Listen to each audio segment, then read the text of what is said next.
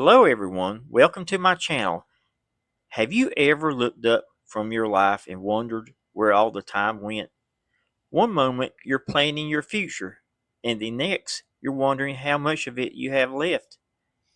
Who knows how much time they really have left on this earth? Sometimes I have all these questions that I ask myself. What can I do to make the most out of the time that I have left?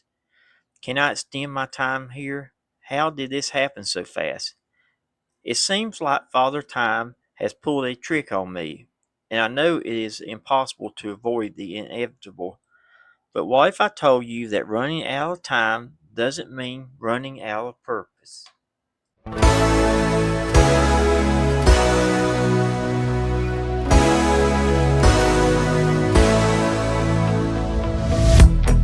The place is loud, but yeah, you cut through the noise. I wish I knew what you were thinking of. One last drink before it's time to go home. I had my chance, but I screwed it up once more. It's been years and it still kills me. Your dynamite so fucking pretty. Hold on, darling, don't let me down. Hope that you feel it too, just give me a sign. 'Cause I know it ain't over. You feel it too, right? So until next time, hold on, darling, don't let me go. I wanna see through this, so just hold me close. 'Cause I know it ain't over. You feel it too, right? So until next time. Lost in the crowd, but yeah, you drown out the sound. I wish I knew what you were thinking about.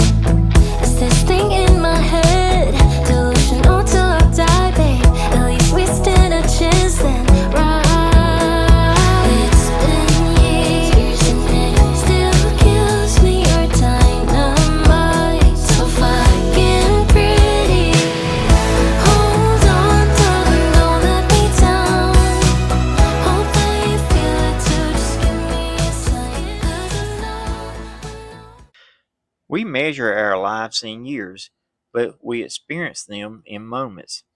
Think about it. When was the last time you truly felt present? Not worried about tomorrow, not regretting yesterday, just here.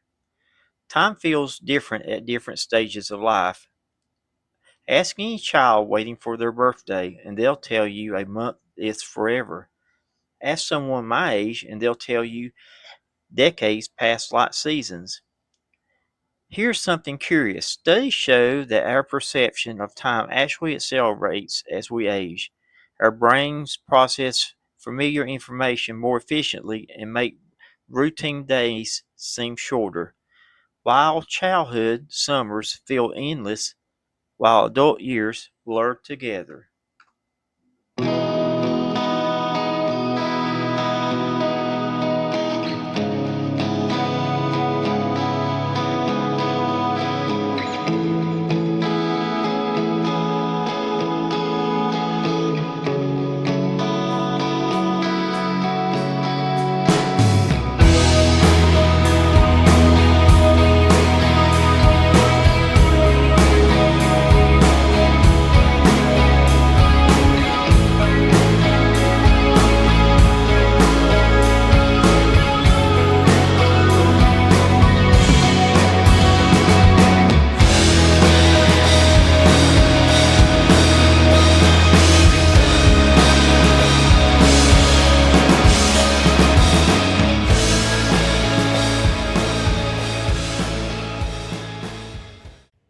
I think back to mentors that I had in life, not just the people I knew, but also the ones that I did not know on a personal basis, but inspired me not to give up and to do what is right above all.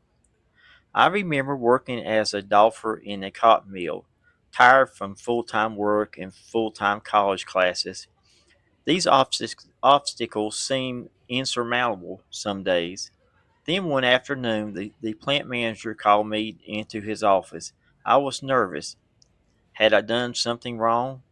Instead, he shared his own story. He had started exactly where I was, working the same job on the mill floor. Now here he was with a master's degree in business, having climbed the ranks while balancing work and education just like I was trying to do. Seeing his path made mine feel possible in a way that mere encouragement could never do. Then there was my boss at another job who always made time for me despite his busy schedule. When I scored 95 on my written test for my pilot's license, he celebrated with me like it was his own achievement.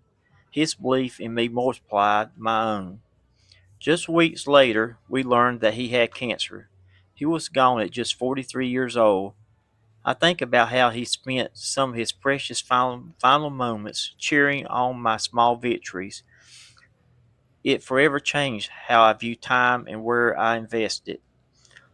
What's fascinating is how these guys appear exactly when we need them, sometimes in unexpected forms.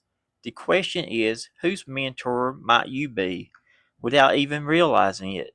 Because becoming someone's guide gives you purpose and transcends your own timeline.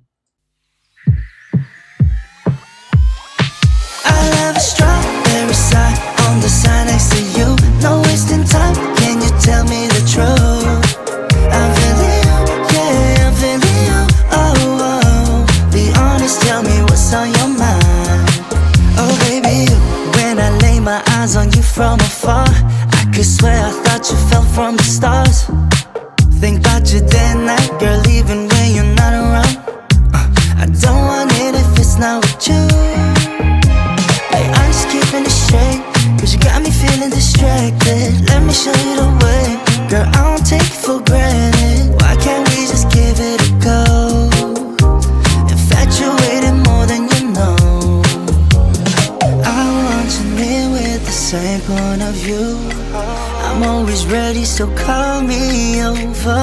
We're meant to be like the sun and the moon. I just want you to know I love a strawberry side. This ties religion back into my thought process. Of course, I want to please my Maker, but I am also very grateful for my life and the simple joys that are the best part. There's something profound about how our own mortality often leads us back to spiritual questions, not necessarily organized religion, though that provides comfort for many, but deeper questions like why am I here? What matters most? What continues after I'm gone? Consider this paradox. When we truly accept our finite nature, many report feeling more alive, not less, more present, more grateful.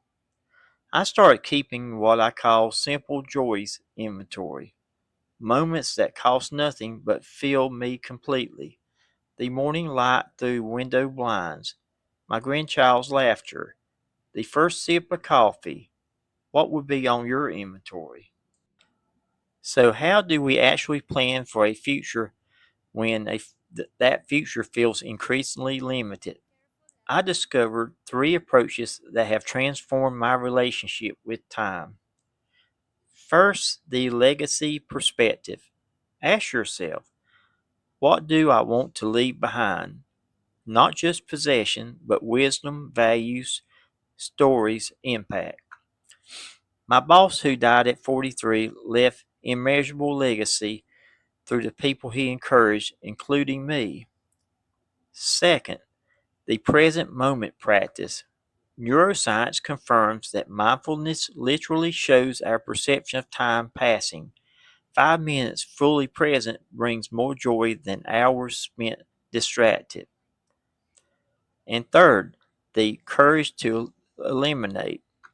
When time feels scarce, choose ruthlessly what deserves your attention. Say no without guilt. Abandon old obligations that no longer serve your purpose. Which of these resonate with you? What might change if you applied it starting today? Time may be running out, but meaning never has to. The hourglass may be empty, but each grain of sand can still shimmer with purpose. I don't know how much time I have. You don't know how much time you have left. But perhaps that's never been the point. The question isn't how much time do I have, but what will I do with the time that I have? Because here's what I've learned and hope you'll consider. When we stop fighting against time's passions and instead dance with it, embracing its limits, cherishing its gifts, something unexpected happens. We find that we had enough time all along. What will you do with yours?